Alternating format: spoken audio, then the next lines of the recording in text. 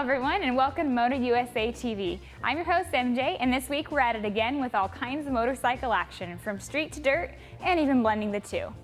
Last time we gave you a little taste of the updated Ducati Hypermotard EVO and the EVO SP. Now that story went live on Monday, but in case you missed it, the bikes proved entirely worth the trip. And not just because we scored a private jet for the travel to Arizona. On private plane, and to the Hypermotard intro.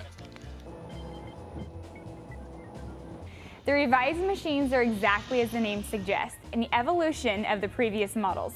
Better in every way, and the best part is that the new pairing costs exactly the same as the machines they replace. More bike for the same money? Hard to complain about that. Ever thought a big bore motocross bike would make a cool urban motorcycle? Yeah, so did Aprilia. The result was the SXV 5.5.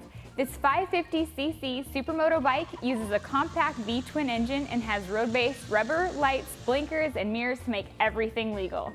Our road test editor, Adam Wahid, threw a leg over the hooligan machine and instantly fell in love. Turns out it's a great city bike. Not to mention the Aprilia loves mile-long wheelies and stoppies just as much as he does. We've got it all captured with video and photos, so check out the story online right now.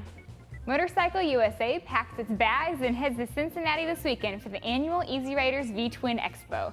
The Duke Energy Convention Center will be the hub for all things V-Twin as the yearly trade and industry show kicks into gear. The expo gives companies a chance to premiere the newest products for the cruiser and custom crowd. It's a small combination of small-time players looking for a big break and industry heavyweights looking for the next big thing. Cincy's always a good time as we get together with old friends and meet new ones. Our Honda Fury has to stay at home for the Easy Rider show, but that doesn't mean we haven't been busy with it.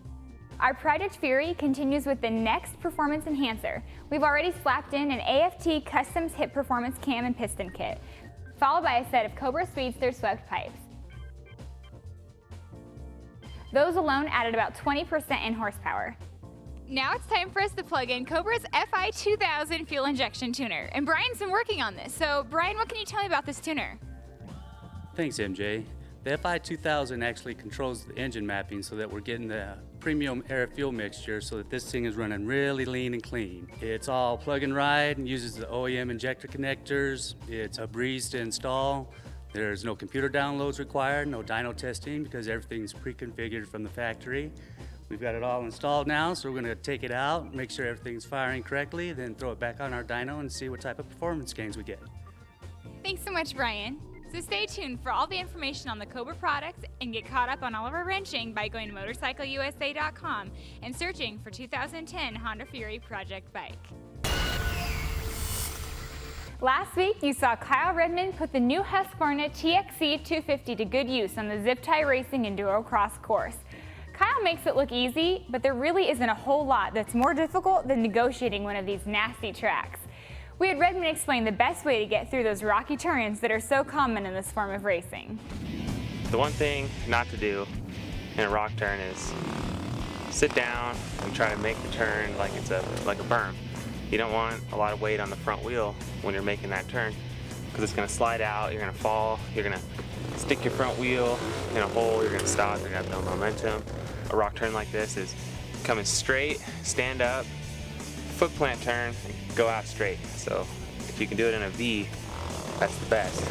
San Francisco was wide open last weekend when James Stewart announced that he wouldn't race due to a broken wrist.